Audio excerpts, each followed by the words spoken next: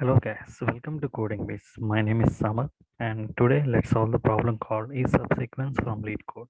So given that two strings S and T and we have to check whether S is a subsequence of T or not.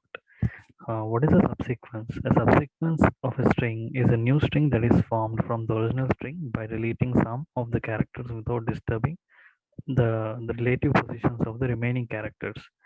And so first let us look at the sample inputs and output. So given that S is ABC and T as AHBGDC, and we need to check whether S is a subsequence of T or not. How can you do that? See, the characters in S are ABC and the characters of T are AHBGDC. So we can observe that the characters A, B, C are also present in T and in the same order. Like B is after A, and in T also the B is after A, and here C is after B, and in T the C is after B. So in this way we can say that S is a subsequence of T. And let us look at the second example. Given that this S is AXC and T is AHBGDC, we can easily find that X is not present in T. So this is not a subsequence. And so let us solve this in Java. So before going to the implementation, first let us try to understand the problem and try to figure out the approach. So uh, given given that like the strings is S and T are of length 10 power 4, the maximum length of T is 10 power 4 and S length is 100, and S and T consists of only lowercase English letters. So it is also important to see the constraints whenever we are trying to solve the problem. And so yeah, and how can we approach towards the solution is first we can observe that a whenever a matching character is present in both S and T, we can move to the next character in both the strings. And we see that here it is B and in T this is H. So we will move to the next character in the string T but not in S. Till we find the same character as of S, we will not move the index position of S, but we will move the index position of T. So when we move to the next element, the character here is B and the character is B. So they both are matching. Now, when they both are matching, we move both the index positions of S and T towards the next element. I mean the next character. So here this is C and here it is G. They are not same, so we move again one step ahead in T. They are not same, and when we reach the end they both are matching. They are both C and C. So this is true. The S is subsequence of T. And here, as we cannot find X here, we will reach end of the loop, I mean end of the string of T, and we conclude that the string, the character X is not present in T, so we return false. So now I think you understood the approach. Now let us try to implement the code for this.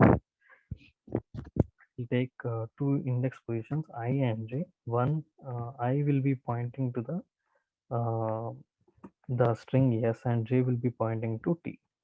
So let us declare the lengths of both S and T as well, and M will be length of uh, T's length is M. So after declaring the variables, now let us run the for loop. So we will use a while loop actually. While I is less than n and less than m. While they both are less than n and m, we will check if s dot caret I is equal to t dot caret j. This is for n and this is for m. Okay. If they both are same, it means that we can iterate one step ahead in both I and j, else we will only move one step ahead in I. We will not increase the j index. Now, if any of the condition breaks, that is, if I is less than, if this is not false, this is not true, or this is not true, this loop will break, and we will reach a position where um, if if I is uh, if I is equals to n, that means we reach the we reach the last element of the string yes. That means they both are like the I index has increased till last index element position. So we will print yes here, or we will return true here. If we don't reach the last element of till this till the completion of the while loop, it means that we did not meet the criteria, and we will return false. So let us now quickly run the code.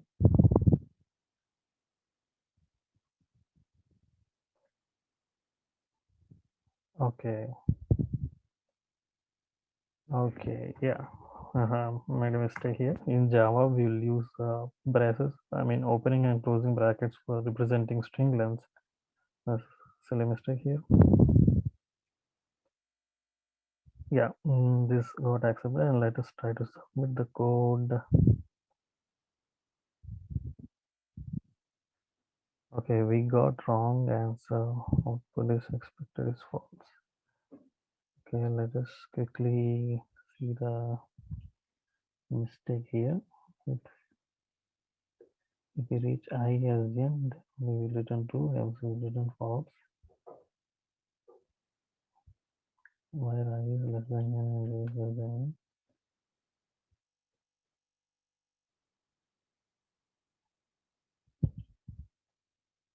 First, when A and A are meeting, they will both increase the pointer I and j, and when these are not meeting, then we will increase only. Oh, this is a mistake I made. We should increase j, not I, because j is the index of the string t, not I. So when we increase j, so we'll check this one. Yeah, this got accepted. So this is how we solve the problem, guys. And the time complexity for this is linear time. And yeah, that's it. Thank you for watching the video.